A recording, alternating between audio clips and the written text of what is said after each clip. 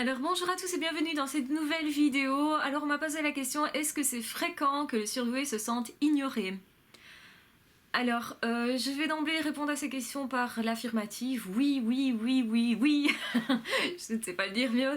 Le surdoué se sent souvent ignoré. Et pourquoi cet état de fait? Qu'est-ce qui se passe exactement? Eh bien c'est assez simple à comprendre. Donc déjà, qui dit surdoué HP zèbre dit quand même une partie de la population seulement, une minorité, et donc forcément ça ne colle pas avec tout le monde. Beaucoup de parts de la personnalité du surdoué ne va pas trouver écho.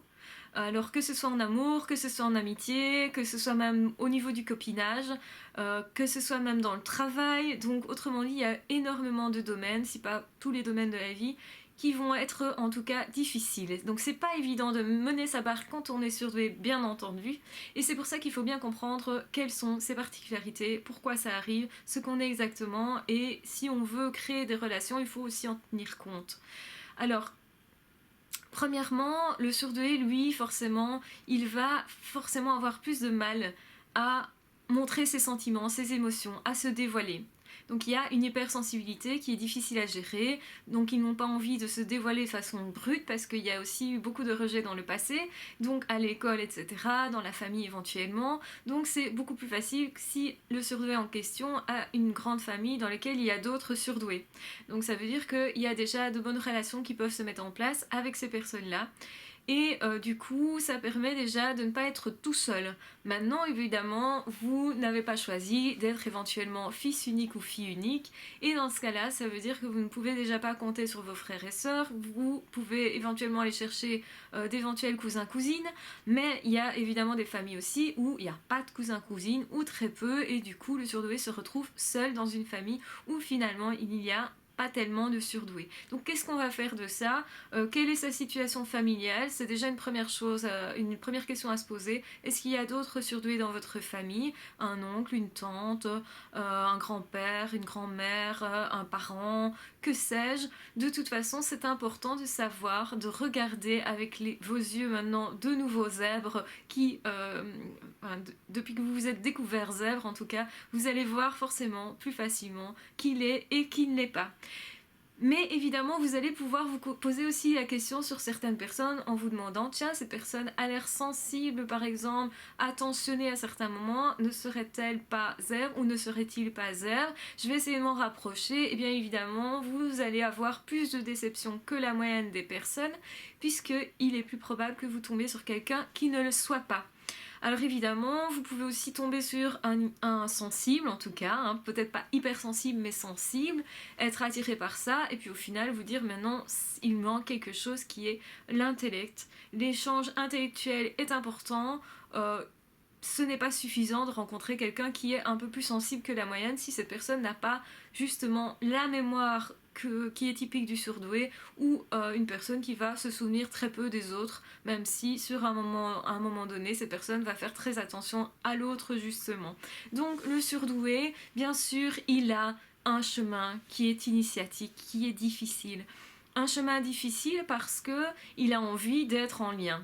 C'est quelqu'un qui a peut-être plus envie que les autres d'être en lien, qui est d'autant plus frustré, et la frustration va créer cette envie d'autant plus, donc elle va accentuer cette envie. Donc oui, le surdoué se sent seul, il a souvent tendance à se dire qu'il est isolé et que personne ne fait attention à lui ou elle, qu'il n'est pas compris, se sent généralement pas très bien dans sa peau, parce que incompris, moins facilement lui se demander l'avis de quelqu'un d'autre, donc forcément quand on vit des choses difficiles ça va prendre peut-être plus facilement des proportions qui sont pas donc du coup agréables. Donc ça c'est une réalité dans la vie du surdoué et tous les zèbres passent par là. C'est pourquoi il faudrait justement relier les zèbres entre eux à partir du moment où vous êtes sur une chaîne qui est consacrée principalement aux surdoués, aussi aux pervers narcissiques, on est d'accord, vous savez pourquoi, mais principalement aux surdoués, forcément vous aurez peut-être plus de chances d'en croiser un autre qui soit comme vous. Alors comme vous ne veut pas dire qu'il va fonctionner exactement de la même manière, on le sait tous. Ça ne veut pas dire nécessairement que tout va coller super dès le départ, mais ça veut dire aussi qu'il y a quand même une possibilité d'être mieux compris, d'être mieux accompagné et au final de se faire un très bon ami, une très bonne amie, voire de se mettre en couple et des choses comme ça. Donc ce n'est de toute façon pas négligeable. Je pense que c'est pour ça qu'il faut savoir d'où on part, d'où on vient, ce qu'on est exactement. C'est pas... En fait, quand un surdoué a envie d'être reconnu surdoué, quand il a envie qu'on lui dise mais oui, tu es surdoué, tu es HP, ce qu'il demande c'est pas de gonfler son ego, c'est vraiment pas ça, et souvent c'est mal perçu quand quelqu'un se déclare surdoué. Beaucoup de personnes, généralement des personnes qui ne le sont pas, vont dire ouais t'as vu ce que tu dis, ça va pas, non, et puis quoi encore, tu te prends pour quelqu'un, machin. En fait, le surdoué veut pas du tout se prendre pour quelqu'un, mais il veut se définir, ce qui est différent. Il veut se définir, se redonner une place. Et dans cette place-là, il veut aussi trouver un chemin vers l'autre. Et c'est ce qui est difficile. Donc oui, beaucoup de personnes sont esselées. Et donc le fait de se sentir comme ça, délaissé, de voir les autres qui sont en groupe, soit qui, voilà, tout seul, dans un coin, pas compris, etc. Mais forcément vous allez vous sentir isolé, esselé, etc. C'est logique, c'est simplement de l'ordre de la logique. Ça arrive à tous les zèbres et je pense qu'avec les années qui passent, on arrive enfin à se dire je sais, donc on arrive d'autant mieux à détecter les autres qui sont comme nous. Donc ça c'est déjà un fameux avantage parce qu'on est de moins en moins déçus puisqu'on tombe forcément plus facilement sur les bonnes personnes. On va s'orienter vers les personnes qui nous conviennent et ça va devenir presque un instinct. Et du coup on a plus de chances effectivement de passer de bons moments et une fois qu'on a des amis, au moins nous les zèbres, c'est à vie. Donc ça c'est une très très très bonne chose. Les relations sont beaucoup plus durables que parmi les normaux-pensants qui eux par contre changent très très vite, parfois même de partenaires conjugaux, d'amis, alors qu'un ami on peut en avoir plein, donc normalement ça ne doit pas rentrer en compétition les uns avec les autres.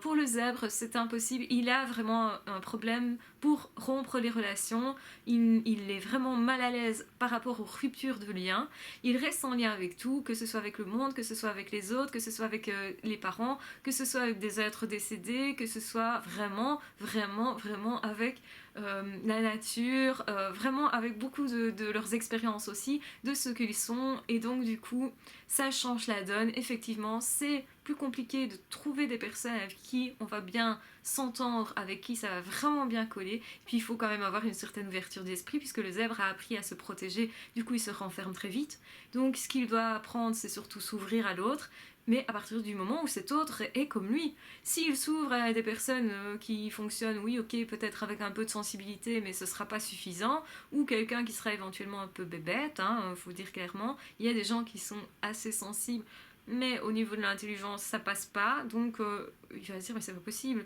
qu'est-ce que je vais partager avec cette personne-là, quoi, elle comprend rien, je lui ai expliqué un truc, 2 jours, 3 jours après, cette personne a oublié, qu'est-ce que je fous là, quoi. C'est vraiment, on se sent dans une relation complètement inutile. Et je pense qu'il faut plutôt fuir ce type de relation-là parce qu'au final, ça va blesser beaucoup le surdoué.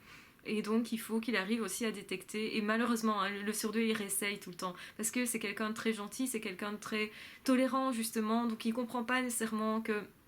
Mais déjà, il comprend pas nécessairement que l'autre est pas aussi malin. Et du coup, il n'a peut-être pas les mêmes capacités. Ça, il ne comprend pas nécessairement. Il le constate parfois, mais il comprend pas pourquoi c'est comme ça. Et même un peu, ça le révolte, ça l'ennuie. Il a envie d'autre chose. Et ça, c'est problématique. Donc, il doit apprendre vraiment à s'orienter vers des personnes qui seront aptes à le comprendre. Alors c'est pas nécessairement un surdoué, ça peut être quelqu'un qui est quand même pas mal intelligent, ça peut être quelqu'un qui justement est dans l'hypersensibilité, mais bon voilà, il doit savoir quoi retirer de quelle relation et au final comme ça il va peut-être multiplier beaucoup plus de relations à partir du moment où il sait ce qu'il va pouvoir tirer d'un truc et pas, donc il va plus avoir de faux espoirs si vous voulez. Par exemple il va savoir cette personne là, ben oui elle est super drôle, super sympa, super sensible et tout, mais je sais que je peux pas philosopher avec cette personne parce que c'est pas quelque chose qui fait partie d'elle, quoi. Donc simplement, on va se réadapter en fonction de chaque personne, et c'est peut-être un peu aussi ça qui est difficile pour le surdoué, c'est qu'il se suradapte aux autres. Il a toujours cette intention d'être bien avec l'autre, et donc du coup, il va se mettre au même niveau que l'autre. Je parlais dans une autre vidéo, quelqu'un qui est fort centré sur le corps, le surdoué par exemple, qui lui au départ n'est pas très centré sur le corps, il peut faire un travail sur lui-même pour être plus centré sur le corps, pour rentrer en contact avec l'autre, sauf que ça sera pas suffisant. À un moment donné, il va sentir un manque, il va se dire ok, cette relation pour juste cette partie-là, et c'est pour ça que les surdoués, certains sont orientés rien que sur des expériences sexuelles. Il y a des personnes comme ça qui multiplient les expériences sexuelles. Alors qu'est-ce qui se passe? C'est justement ça. Ils se mettent au niveau du corps par rapport à l'autre pour entrer en contact, mais ils sont quand même déçus parce qu'il reste quand même quelque chose qu'ils ne peuvent partager, qui est de l'ordre de l'intellect. Ils voudraient bien les deux. Ils voudraient bien ce qui est sexuel, plus le reste. Or ça, ils ne peuvent pas le trouver, sauf avec quelqu'un qui fonctionne de la même façon, évidemment. Et c'est pourquoi certains surdoués passent d'une relation à l'autre en cherchant quelque chose, et ils ne comprennent pas ce qu'ils sont en train de chercher en réalité. Donc voilà. Je pense que je vais clôturer cette vidéo ici. Vous l'aurez compris, le surdoué est quelqu'un de très seul, mais qui peut, à partir du moment où il a compris cette solitude, où il a compris ses particularités, il peut en faire quelque chose.